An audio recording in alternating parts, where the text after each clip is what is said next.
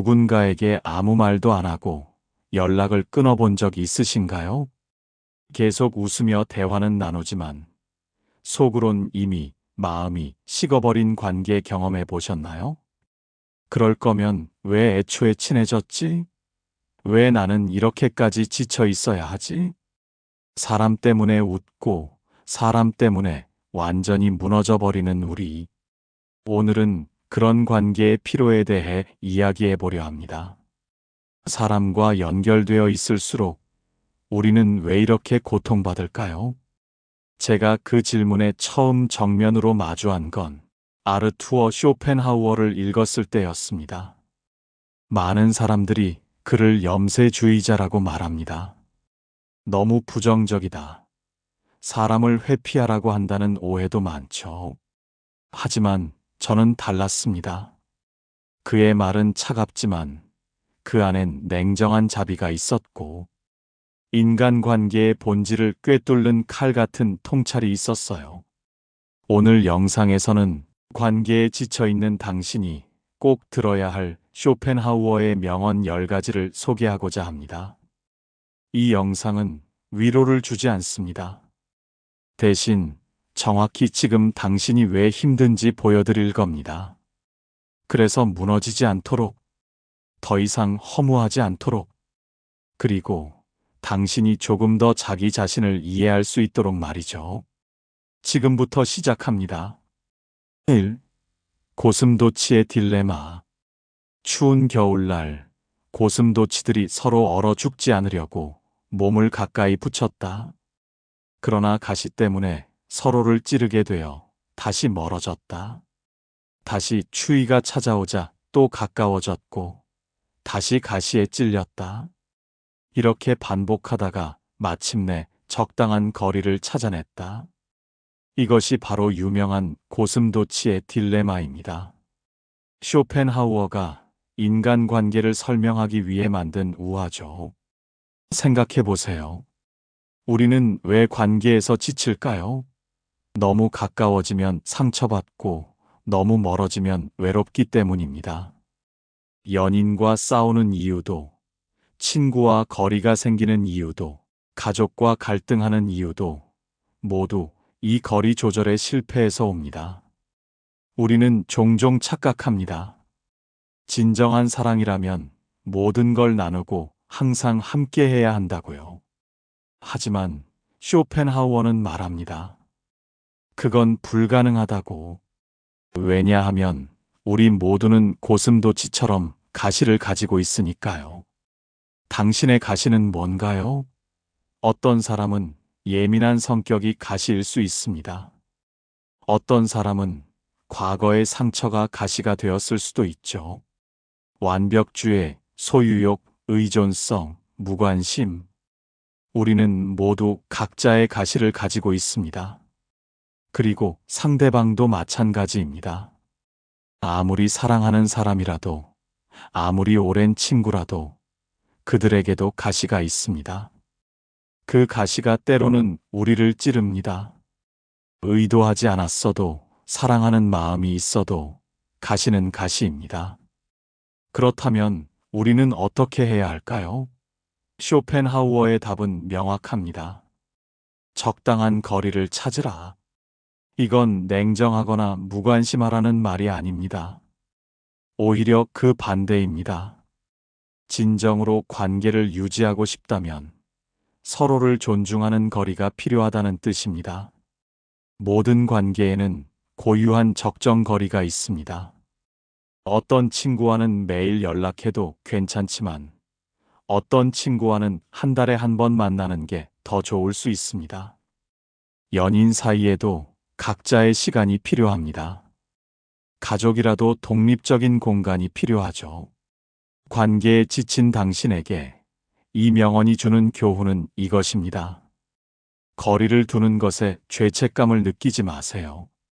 그것은 관계를 포기하는 게 아니라 오히려 관계를 지속 가능하게 만드는 지혜입니다. 상대방이 원하는 것과 내가 줄 수 있는 것 사이의 균형. 상대방의 기대와 나의 한계 사이의 조화. 이것을 찾는 과정이 바로 관계의 예술입니다. 2. 고독의 가치. 혼자 있을 수 있는 사람만이 진정으로 함께할 수 있다. 이 명언을 처음 들었을 때 저는 모순처럼 느껴졌습니다. 혼자 있을 수 있는 사람이 왜 함께할 수 있다는 걸까요? 하지만 곰곰이 생각해보니 이해가 갔습니다. 혼자 있는 것을 견디지 못하는 사람은 관계를 필요로 대합니다. 외로움을 메우기 위해, 공허함을 채우기 위해, 불안을 잊기 위해 누군가를 찾습니다. 그런 관계는 건강할 수 없습니다.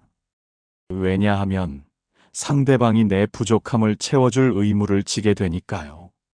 그 사람이 내 기대를 충족시키지 못하면 실망하고, 분노하고, 집착하게 됩니다. 반대로 혼자서도 괜찮은 사람은 다릅니다. 그들은 관계를 선택합니다. 필요해서가 아니라 진심으로 그 사람과 함께하고 싶어서 관계를 맺습니다. 쇼펜하우어는 평생 독신으로 살았습니다. 많은 사람들이 그를 외로운 사람으로 생각했지만 그는 오히려 고독을 사랑했습니다. 그에게 고독은 자유였고 창조의 원천이었으며 진정한 자기 자신을 만나는 시간이었습니다. 현대 사회는 우리에게 끊임없이 연결을 강요합니다. SNS, 메신저, 전화. 항상 누군가와 연결되어 있어야 하고 혼자 있으면 뭔가 문제가 있는 사람처럼 여겨지죠. 하지만 생각해 보세요. 당신은 마지막으로 언제 진정으로 혼자만의 시간을 가졌나요? 핸드폰도 끄고 아무도 만나지 않고 오로지 자신과만 대화한 시간 말입니다. 많은 사람들이 그런 시간을 두려워합니다. 혼자 있으면 불편한 생각들이 떠오르고 외로움이 밀려오고 내가 정말 보잘것없는 사람처럼 느껴지니까요. 하지만 바로 그 불편함을 견뎌야 합니다. 그 과정을 통해서만 우리는 진정한 자기 자신을 알게 되고 스스로를 사랑하는 법을 배우며 다른 사람에게 의존하지 않고도 행복할 수 있는 힘을 기릅니다. 관계에 지친 당신에게 이 명언이 주는 교훈은 이것입니다. 잠시 모든 관계에서 물러나 자신과 마주하는 시간을 가지세요. 그것이 도망이 아니라 재충전입니다. 혼자 있을 때 불편하다면 그것은 당신이 아직 자기 자신과 친해지지 못했다는 신호입니다. 자신을 알고 자신을 받아들이고 자신과 편안해지는 연습. 그것이 먼저입니다. 그런 다음 다시 관계로 돌아가세요. 그때의 당신은 이전과 다를 겁니다. 상대방에게 기대는 것이 아니라 함께 서 있을 수 있는 사람이 되어 있을 테니까요. 3. 기대를 버리는 용기. 우리가 불행한 이유는 현실이 나쁘기 때문이 아니라 기대가 너무 높기 때문이다. 이 문장을 처음 읽었을 때 저는 화가 났습니다. 그럼 아무것도 기대하지 말라는 건가? 그게 무슨 삶이야? 하지만 쇼펜하우어가 말하는 것은 무기대가 아닙니다. 현실적인 기대입니다. 우리는 관계에서 너무 많은 것을 기대합니다. 연인이라면 내 마음을 말하지 않아도 알아줄 거라 기대하고, 친구라면 항상 내 편이 되어줄 거라 기대하며, 가족이라면 무조건적으로 나를 지지할 거라 기대합니다. 그리고 그 기대가 충족되지 않으면 배신감을 느낍니다. 내가 이렇게까지 했는데, 너라면 당연히 이해해 줄 줄 알았는데, 가족인데, 어떻게 이럴 수가 있어? 하지만 쇼펜하우어는 냉정하게 말합니다. 그 기대는 당신의 환상일 뿐이라고.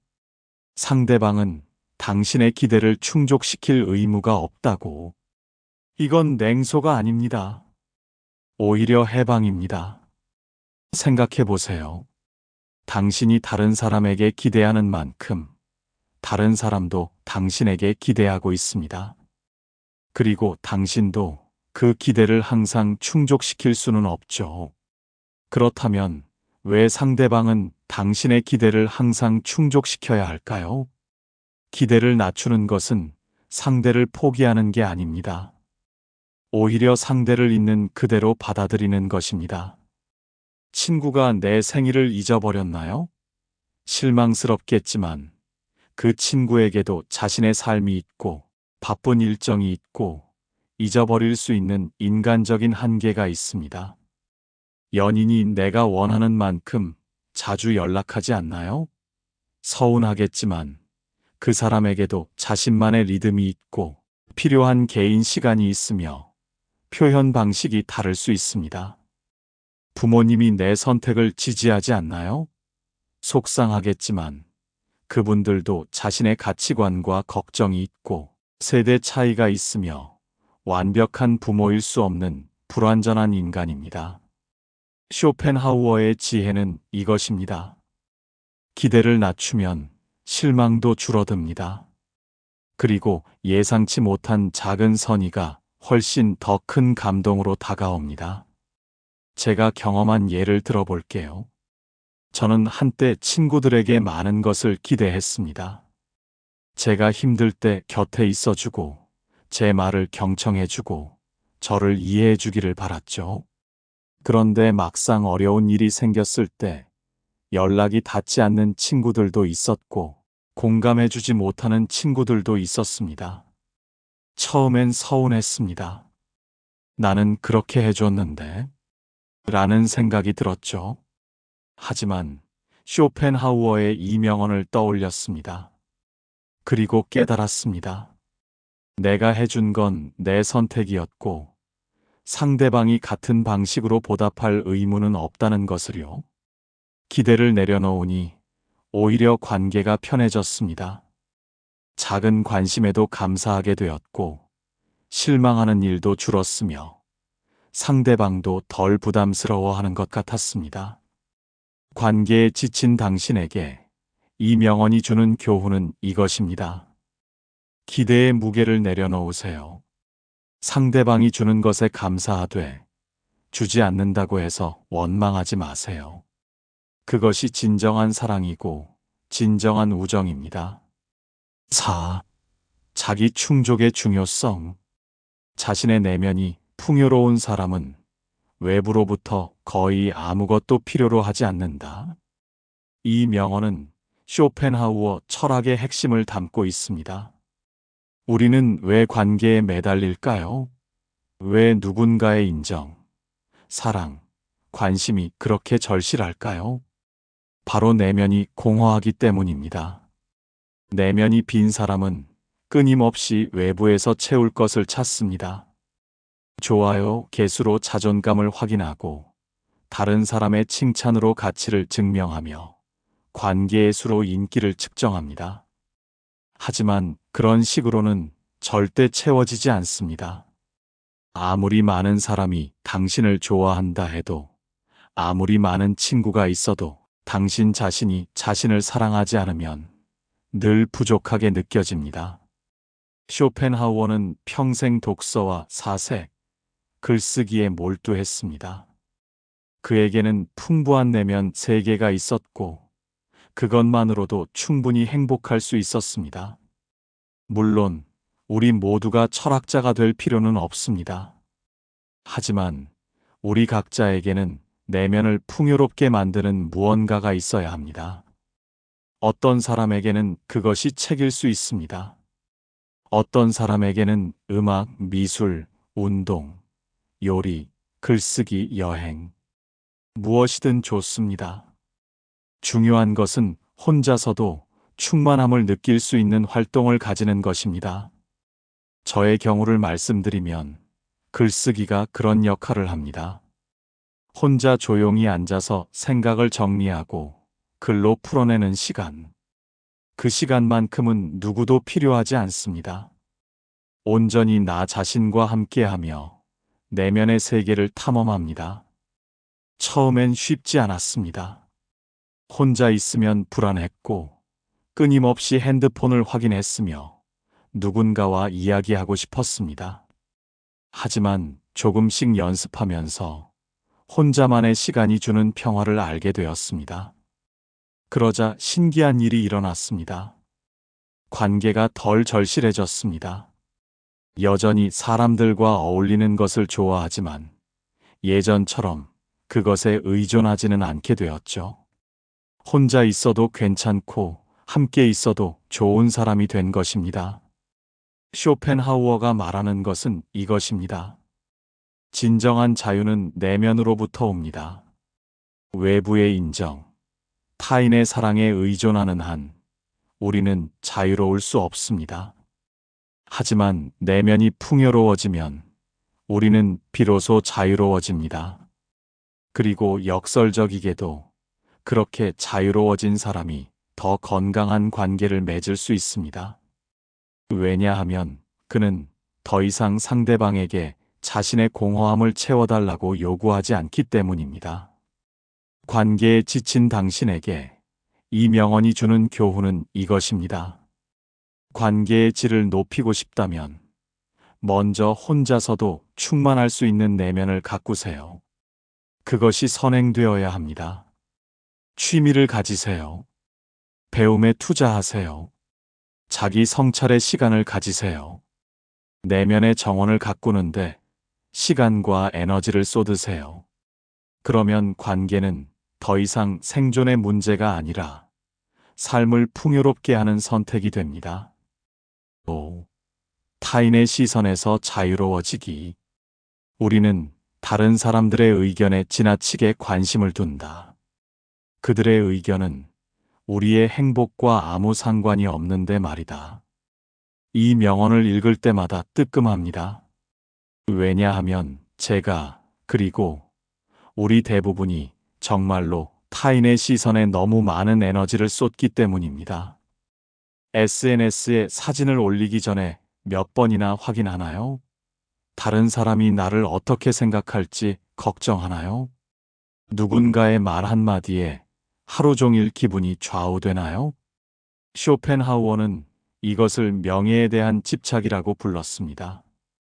그리고 이것이야말로 우리를 불행하게 만드는 가장 큰 원인 중 하나라고 지적했습니다. 생각해 보세요.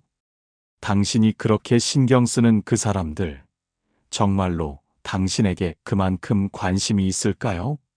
솔직히 말하면 대부분의 사람들은 자기 자신에게 너무 바빠서 남의 일에 그렇게 관심이 없습니다. 당신이 실수했다고 생각하는 그 순간, 당신은 밤새 그것을 떠올리며 괴로워하지만 다른 사람들은 진작 잊어버렸을 가능성이 큽니다. 당신이 입은 옷, 당신의 외모, 당신의 행동, 당신이 생각하는 것만큼 다른 사람들은 주의 깊게 보지 않습니다. 그런데 우리는 왜 이렇게 타인의 시선에 집착할까요? 진화 심리학적으로 보면 우리 조상들은 집단에서 배척당하면 생존이 어려웠습니다.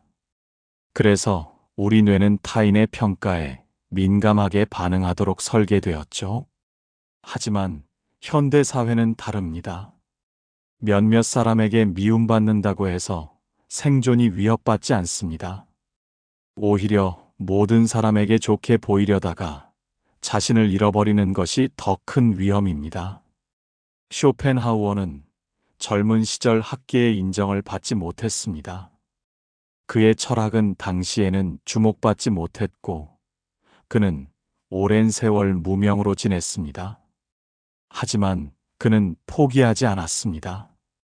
타인의 인정보다 자신의 신념을 선택했습니다. 그리고 죽기 몇 년 전에야 비로소 명성을 얻었지만 그는 이미 명성이 없어도 행복할 수 있는 사람이었습니다. 제가 이 명언에서 배운 것은 이것입니다. 타인의 의견에 귀 기울이되 그것이 나의 가치를 결정하도록 두지 말아야 한다는 것입니다. 물론 완전히 무시할 수는 없습니다. 우리는 사회적 동물이니까요. 하지만 균형이 필요합니다. 건설적인 비판은 받아들이되 악의적인 비난은 흘려보내는 지혜가 필요합니다. 그리고 가장 중요한 것은 자신의 의견을 가장 중요하게 여기는 것입니다. 내가 나를 어떻게 평가하는가? 내가 나의 삶에 만족하는가? 그것이 진짜 중요한 질문입니다. 관계에 지친 이유 중 하나가 바로 이것일 수 있습니다. 다른 사람들이 나를 어떻게 볼지 너무 신경 쓴 나머지 진정한 나 자신을 잃어버린 것 말입니다. 관계에 지친 당신에게 이 명언이 주는 교훈은 이것입니다. 타인의 시선에서 자유로워지세요. 당신의 가치는 다른 사람의 평가가 아니라 당신 자신이 결정하는 것입니다. 모든 사람에게 사랑받으려 하지 마세요. 그건 불가능할 뿐만 아니라 시도할 가치도 없습니다. 대신 진정한 당신을 받아줄 소수의 사람들을 소중히 하세요. 6. 비교하지 않는 지혜. 우리의 불행은 우리가 가진 것이 적어서가 아니라 다른 사람이 가진 것을 부러워하기 때문이다. 이 명언은 오늘날 SNS 시대에 더욱 절실하게 다가옵니다. 인스타그램을 열면 완벽해 보이는 사람들의 삶이 펼쳐집니다. 멋진 여행, 완벽한 외모, 행복한 관계, 성공적인 커리어. 그걸 보다 보면 내 삶이 초라하게 느껴집니다. 하지만 쇼펜하우어는 200년 전에 이미 이 진리를 꿰뚫어 봤습니다. 비교는 우리를 불행하게 만든다고요. 생각해 보세요. 당신이 가진 것은 충분히 좋을 수 있습니다. 건강하고 먹을 것이 있고 지낼 곳이 있고 사랑하는 사람들이 있습니다. 객관적으로 보면 당신은 축복받은 사람입니다. 하지만 다른 사람과 비교하는 순간 모든 것이 부족하게 느껴집니다. 저 사람은 나보다 더 예쁘고 저 커플은 우리보다 더 행복해 보이고 저 친구는 나보다 더 성공했어. 비교는 끝이 없습니다. 왜냐하면 항상 누군가는 당신보다 더 많이 가지고 있기 때문입니다. 더 예쁜 사람, 더 부유한 사람, 더 인기 있는 사람. 위를 보면 끝이 없습니다. 쇼펜하우어는 이것을 상대적 박탈감이라고 불렀습니다. 우리의 행복은 절대적인 기준이 아니라 상대적인 비교에 의해 결정된다는 것이죠.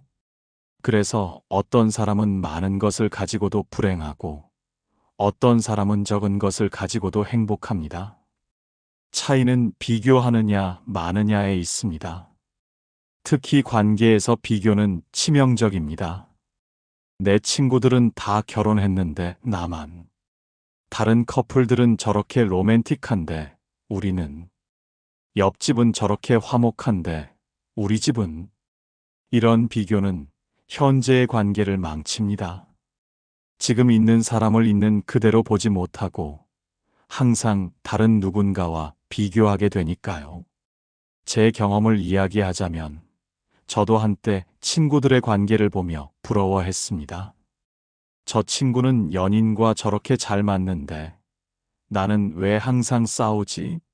라는 생각을 했죠. 하지만 나중에 알게 되었습니다. 겉으로 보이는 것이 전부가 아니라는 것을요. SNS에 올라오는 행복한 사진 뒤에는 보이지 않는 갈등과 어려움이 있다는 것을요. 그리고 더 중요한 깨달음은 설령 그들이 정말 완벽하다 해도 그것이 내 관계와 무슨 상관인가 하는 것이었습니다. 쇼펜하우어의 지혜는 이것입니다. 각자의 삶은 고유합니다. 각자의 관계도 고유합니다. 비교 자체가 무의미한 것입니다. 당신의 관계는 당신만의 것입니다. 다른 커플이 매일 데이트를 한다고 해서 당신도 그래야 하는 건 아닙니다. 다른 친구들이 자주 만난다고 해서 당신도 그래야 행복한 건 아닙니다. 중요한 것은 나에게 무엇이 맞는가입니다. 우리에게 무엇이 좋은가입니다. 비교를 멈추는 연습을 해보세요. SNS를 잠시 끄는 것도 좋은 방법입니다. 다른 사람의 삶을 구경하는 대신 자신의 삶을 살아보세요. 그리고 감사일기를 써보세요. 매일 잠들기 전에 오늘 감사한 일 3가지를 적어보는 겁니다. 처음엔 어색하겠지만 계속하다 보면 당신의 시선이 바뀝니다. 없는 것을 세는 대신 있는 것을 세게 됩니다. 관계에 지친 당신에게 이 명언이 주는 교훈은 이것입니다. 다른 사람의 관계를 부러워하지 마세요. 당신의 관계는 그 자체로 특별하고 소중합니다. 비교하는 순간 그 소중함이 보이지 않게 됩니다. 7. 완벽한 관계는 없다. 결혼은 권리를 반으로 줄이고 의무를 2배로 늘린다. 이 명언은 쇼펜하우어가 결혼에 대해 한 말인데 꼭 결혼뿐만 아니라 모든 친밀한 관계에 적용될 수 있습니다. 우리는 종종 환상을 가집니다.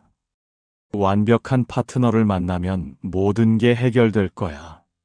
진짜 친구를 만나면 외롭지 않을 거야. 이상적인 관계를 맺으면 행복할 거야.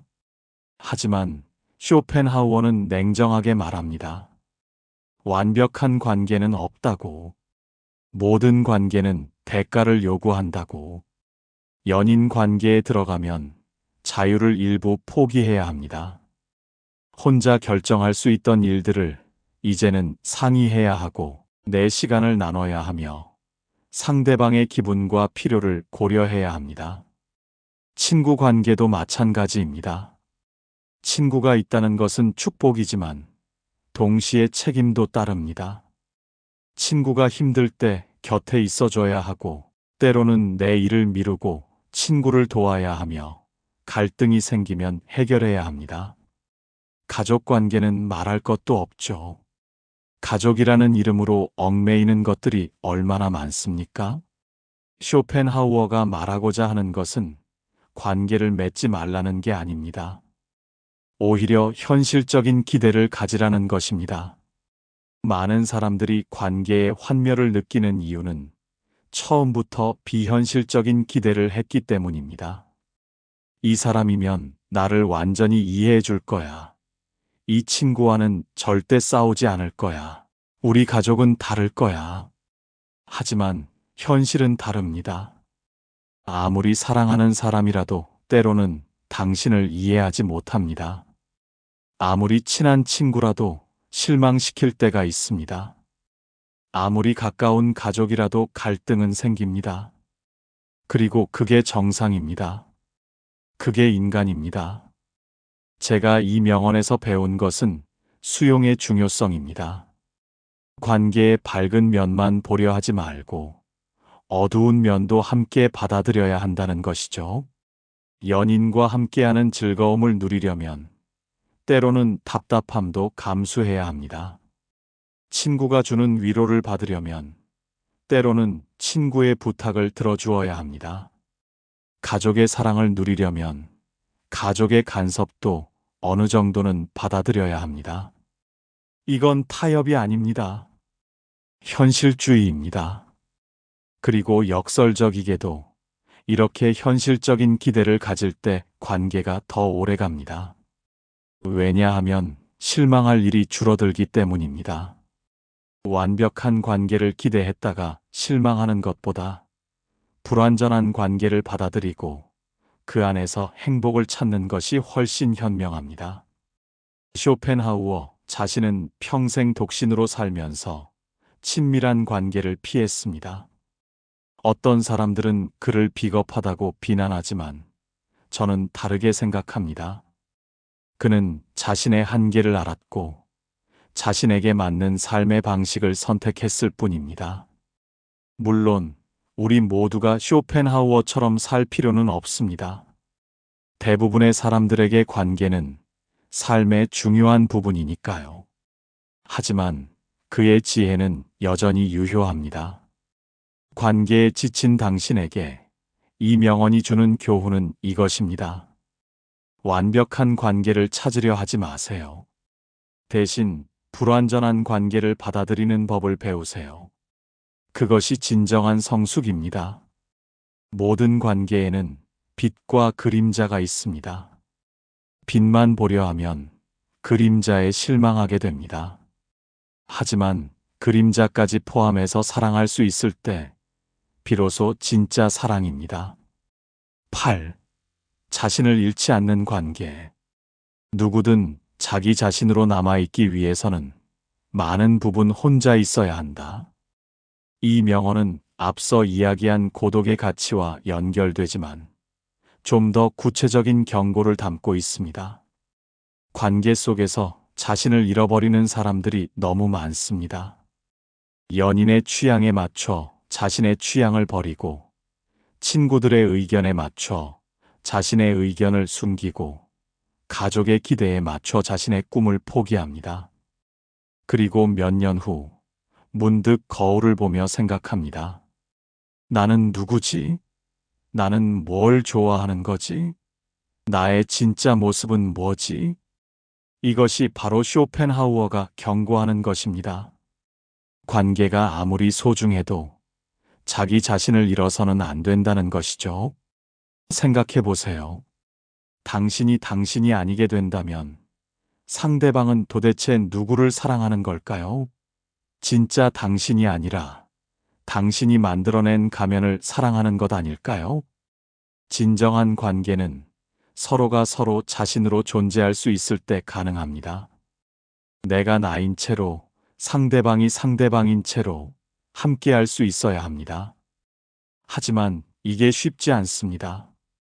왜냐하면 우리는 사랑받고 싶고 받아들여지고 싶고 배척당하고 싶지 않기 때문입니다. 그래서 자신을 조금씩 바꿔가며 상대에게 맞춥니다. 처음엔 작은 것부터 시작합니다. 이 노래는 별로지만 내가 좋아하니까 괜찮아. 이 음식은 싫지만 내가 먹고 싶다니 가자. 이건 내 취향이 아니지만 내가 원하니까. 하나하나는 작은 것들입니다. 하지만 쌓이고 쌓이면 어느새 나는 온데간데 없고 상대방의 그림자만 남게 됩니다. 쇼펜하우어는 말합니다. 자기 자신으로 남기 위해서는 혼자 있는 시간이 필요하다고. 관계 속에서 잠시 빠져나와 나 자신과 대화하는 시간이 필요하다고. 저도 이것을 배우는데 오랜 시간이 걸렸습니다. 저는 사람들을 기쁘게 하는 것에 익숙했고 거절하는 것을 어려워했습니다. 그래서 항상 다른 사람의 필요를 먼저 생각했죠.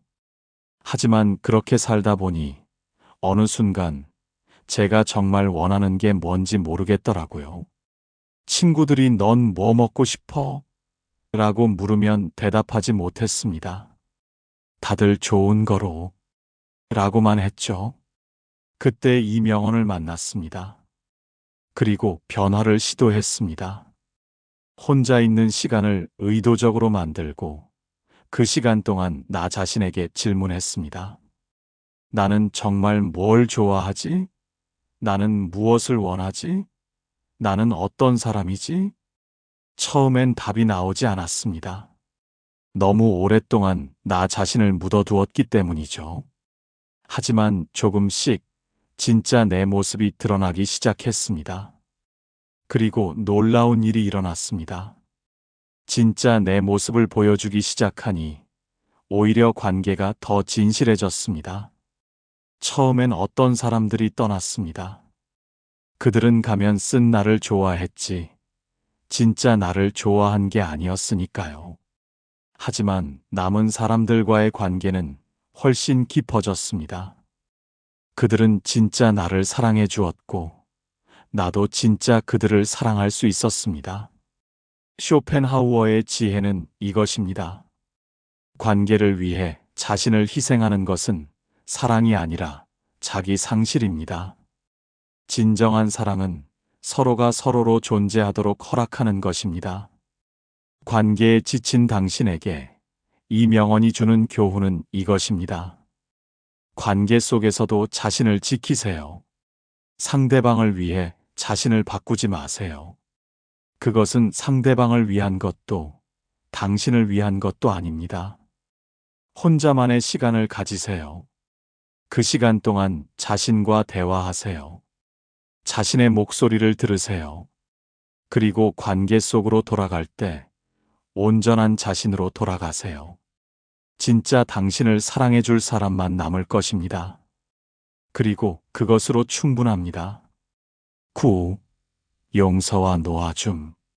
삶은 고통으로 가득 차 있다. 그것을 받아들이는 자만이 평화를 얻는다. 이 명언은 쇼펜하우어 철학의 핵심입니다. 그는 삶을 본질적으로 고통스러운 것으로 봤습니다.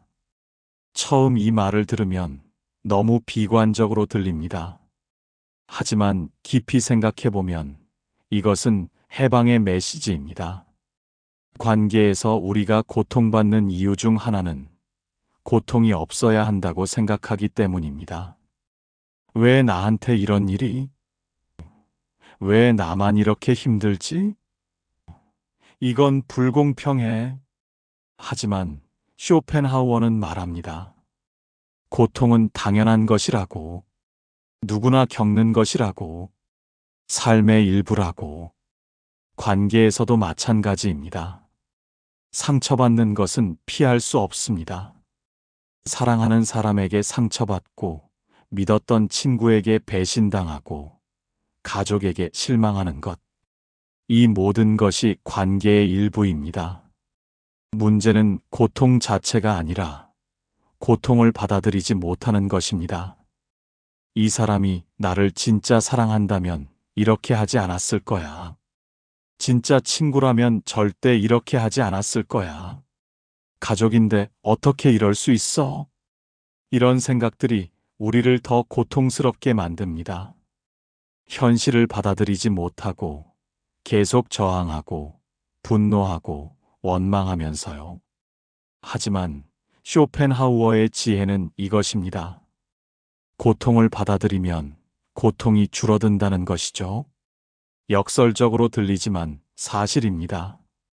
고통과 싸우면 고통이 커지지만 고통을 받아들이면 고통이 작아집니다. 이것은 포기가 아닙니다. 수용입니다.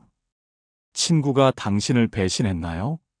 그것은 고통스럽습니다. 하지만 그 사람도 불완전한 인간이고 자신의 한계와 약점이 있으며 완벽할 수 없다는 것을 받아들이세요. 연인이 당신을 떠났나요? 그것은 슬픕니다. 하지만 사람의 마음은 변할 수 있고 영원한 것은 없으며 모든 관계에는 끝이 있을 수 있다는 것을 받아들이세요. 가족이 당신을 이해하지 못하나요? 그것은 외롭습니다.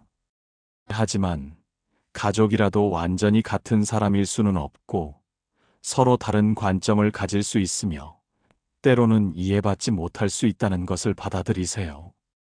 이렇게 받아들이는 것이 용서의 시작입니다. 용서는 상대방을 위한 것이 아닙니다. 나 자신을 위한 것입니다. 용서하지 않으면 나는 계속 그 고통에 묶여 있습니다.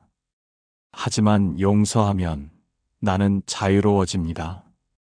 용서한다는 것은 상대방의 행동이 괜찮았다고 인정하는 게 아닙니다. 그저 그 일이 나의 현재를 지배하도록 두지 않겠다는 결정입니다. 저도 오랫동안 용서하지 못한 사람이 있었습니다. 그 사람이 했던 말, 행동이 계속 제 마음속에 남아서 저를 괴롭혔죠. 밤마다 그 장면을 떠올리며 분노했고, 왜 나한테 그랬을까? 그를 반복해서 물었습니다. 하지만 어느 순간 깨달았습니다.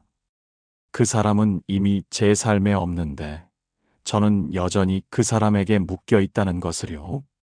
제가 스스로를 감옥에 가둔 것이었습니다. 그래서 결정했습니다. 용서하기로. 그 사람을 위해서가 아니라 저를 위해서요. 처음엔 쉽지 않았습니다. 용서했다가도 다시 화가 났고 놓아줬다가도 다시 붙잡았습니다.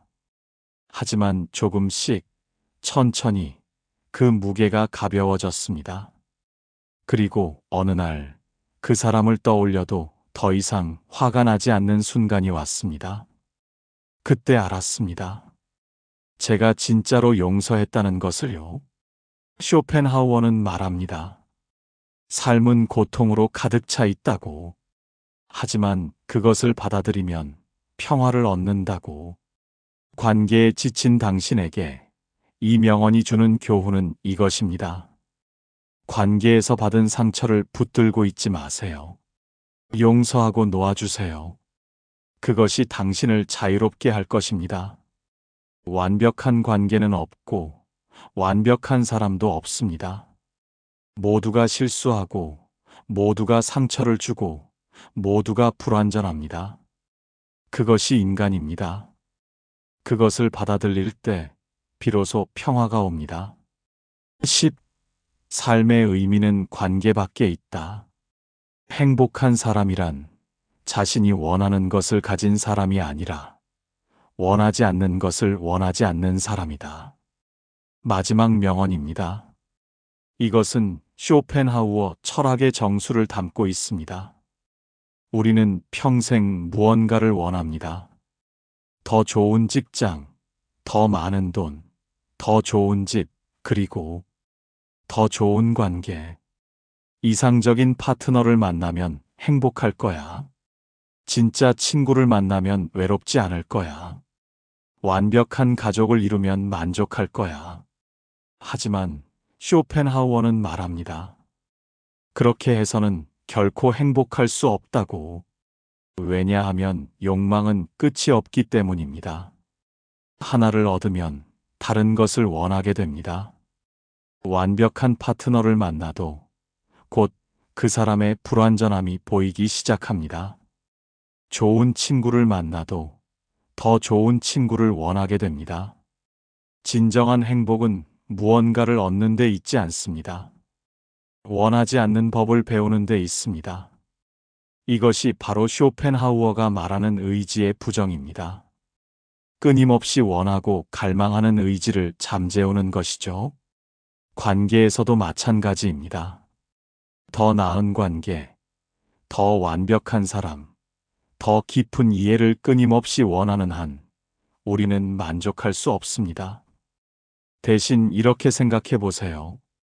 이 관계가 완벽하지 않아도 괜찮아. 이 사람이 내 모든 필요를 채워주지 않아도 괜찮아. 우리가 항상 행복하지 않아도 괜찮아. 이것은 체념이 아닙니다.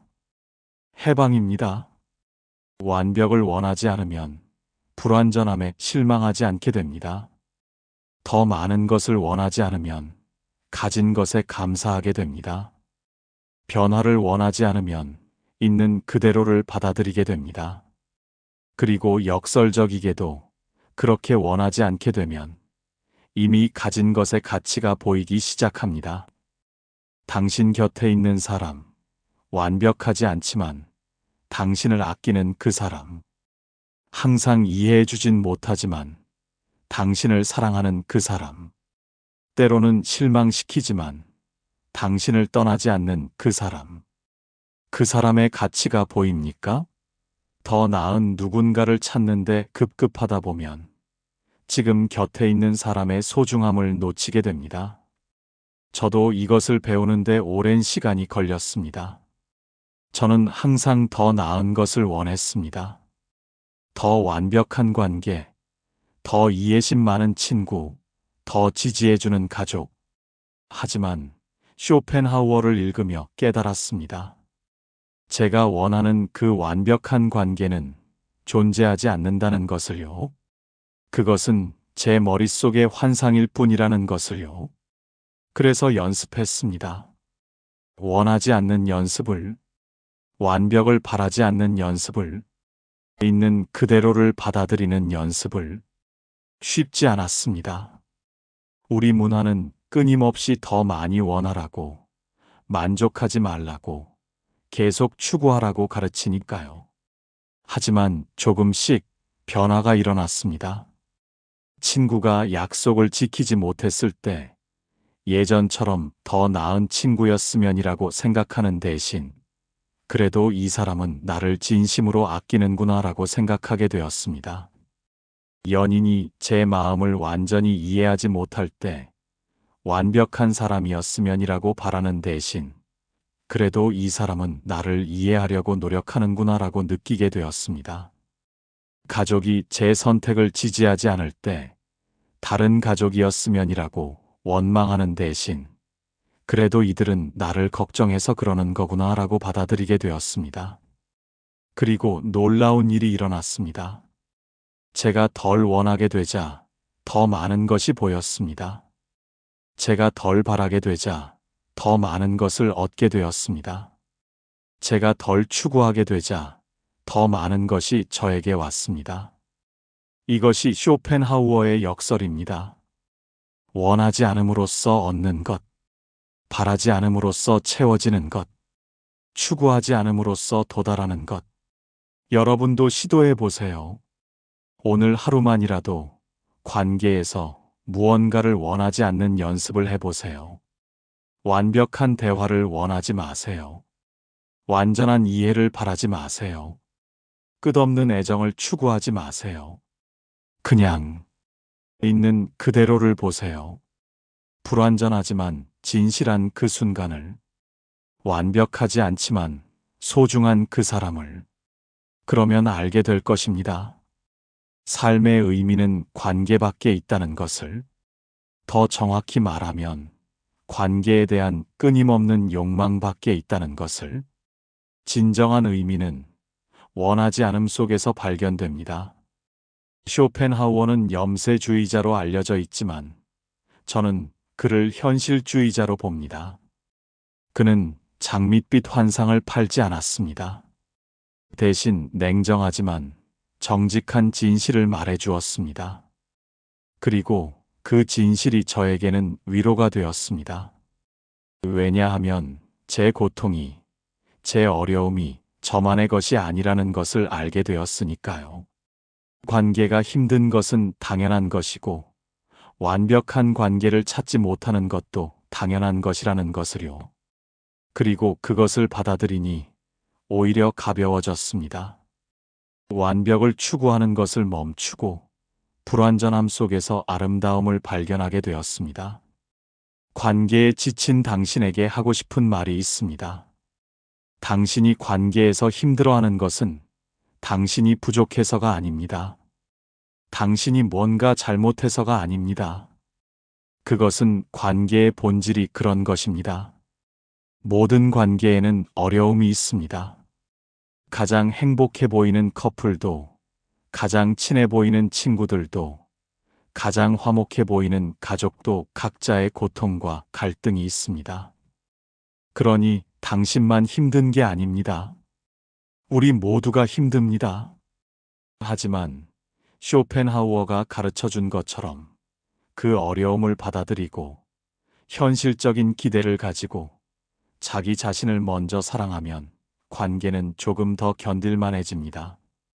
완벽한 관계를 찾으려 하지 마세요. 대신 불완전한 관계 속에서 행복을 찾는 법을 배우세요. 상대방을 바꾸려 하지 마세요.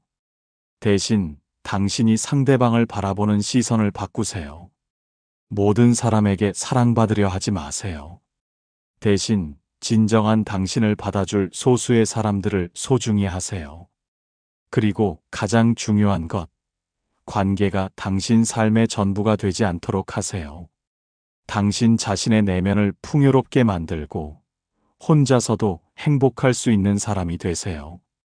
그러면 관계는 더 이상 짐이 아니라 축복이 됩니다. 쇼펜하우어는 200년 전에 살았던 사람이지만 그의 지혜는 오늘날에도 여전히 유효합니다. 아니, 어쩌면 SNS와 과잉 연결의 시대를 사는 우리에게 더욱 절실한 메시지일지도 모릅니다. 관계에 지쳤다면 잠시 멈추세요. 쇼펜하우어의 말처럼 혼자 있는 시간을 가지세요. 자신과 대화하세요. 자신을 돌아보세요. 그리고 다시 관계로 돌아갈 때 조금 더 가벼운 마음으로, 조금 더 현실적인 기대로, 조금 더 자유로운 영혼으로 돌아가세요. 당신은 혼자서도 충분히 가치 있는 사람입니다. 관계가 당신의 가치를 증명하는 것이 아닙니다. 당신은 이미 완전합니다. 그것을 잊지 마세요. 긴 영상 끝까지 함께 해주셔서 감사합니다. 오늘 이야기가 관계에 지친 여러분에게 조금이나마 위로가 되었기를 바랍니다. 여러분, 오늘도 수고하셨습니다. 관계가 힘들어도 당신은 잘하고 있습니다. 지금까지 느린지혜였습니다. 감사합니다.